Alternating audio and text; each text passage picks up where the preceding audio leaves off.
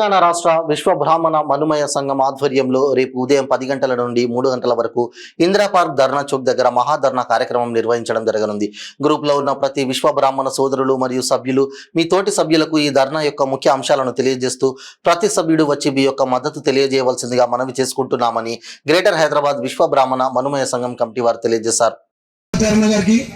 మరియు రాళ్ళపల్లి విషయంలో ప్రధాన కార్యదర్శిగా మరి కోశాధికారి స్థాయికున్న శ్రీరామ్ గారికి ప్రత్యేక ధన్యవాదాలు. మండలి పట్ల ముఖ్యంగా ఇంకొక విషయం తెలియపరిచే విషయం ఏంటంటే, ఈ కార్యక్రమం ఇంతగా సక్సెస్ అయినందుకు ముఖ్యంగా తెలంగాణ రాష్ట్ర విశ్వబ్రాహ్మణ విశ్వకర్మ సంఘం అధ్యక్షులకి ప్రత్యేక ధన్యవాదాలు తెలపాలి.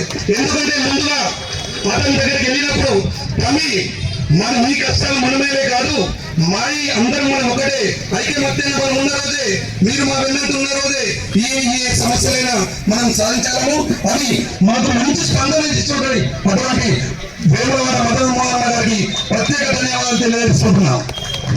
అలాగే ఇక చెప్పుకుంటే కొన్ని సంవత్సరాలుగా మనం పాత కథలు చెప్పుకుంటూనే పోతుంటాం. కొన్ని సంవత్సరాలుగా సమాజానికి మనుగడకు కారకమైనటువంటి మన విశ్వ బ్రాహ్మణులము శ్రమదోపిడికి గురైనము, విమర్శకు గురైనము.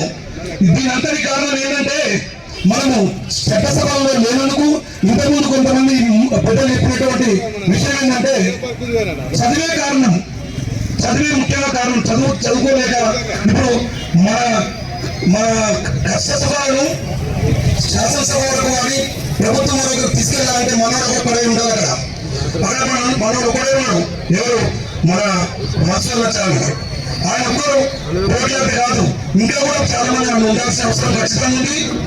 ఇక ముఖ్యంగా తెలియజేస్తుందంటే, జిల్లాల వారికి వచ్చినటువంటి ఈ స్పందనకు మనమేసలేము ఈ కార్యక్రమానికి శ్రీకారం చుట్టినప్పటి నుంచి ప్రతి ఒక్క జిల్లా నుంచి స్పందన అంటే నిజంగా ఐక్యమత్యత లేదా ఎవరన్నారు. ఐక్యమత్యత ఇప్పుడే కనబడుతుంది. ఖచ్చితంగా ఇంకా రాబోయే రోజుల్లో కూడా ఐక్యమత్యంగా ఉండి మనం మన ప్రభుత్వం దృష్టికి తీసుకెళ్ళాలని మనం కోరుకుంటున్నాము. ఇక శ్రమదోపిడికి గురవుతున్నామంటే, తెలంగాణలో మనం ఇప్పుడు చిన్నప్పటి నుంచి మా తాతలు ముత్తాతలు అంతా తెలంగాణ సమాజానికి సేవ చేసినటువంటి వాళ్ళమే. కానీ ఈ మానవ వ్యవస్థ కానీ, రాజస్థాన్ వ్యవస్థ కానీ, బిహారీ వ్యవస్థ కానీ ఎక్కడ నుంచో కానీ బతకొచ్చి ఇక్కడ మా ఉపాధి కోల్పోయే విధంగా వాళ్ళు తయారవుతున్నారు. అందుకని వాళ్ళ మీద ఉక్కు పనులు మోపాలని మా రాష్ట్ర నాయకత్వానికి ఈరోజు మా గ్రేటర్ హైదరాబాద్ విశ్వబ్రాహ్మణ మనుమయ సంఘం తరపు నుంచి నేను చెప్తున్నా, ఖచ్చితంగా స్వామీజీ ఉంటే మనకే స్వామి పర్మిషన్ మనకి ఇచ్చిన తర్వాతనే మిగతా వేరే వాళ్ళకి ఇవ్వాలి. భారతదేశంలో ఎక్కడైనా బతకొచ్చు, కాదనట్లేదు. కానీ మేము ఇక్కడ తెలంగాణలో మేము మా తాతలు ముత్తాతలు బతుకుతున్నాం కదా, మరి మా బతుకులను కోల్పోతుంటే మేము ఎవరికి చెప్పుకోవాలి? వాళ్ళు వచ్చి ఒక మానవ షాప్ పెడుతున్నాడు, వాడు వచ్చి ఇది చేస్తున్నాడు, సమయంలో ఒకరికి చేపిస్తుంటే మాకు వాళ్ళు పనులు చేస్తున్న పరిస్థితి వచ్చింది.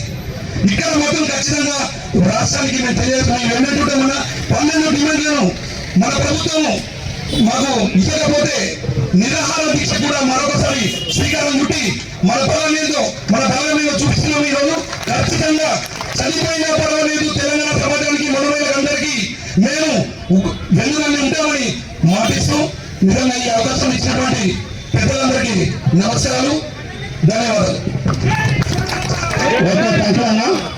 ఇప్పుడు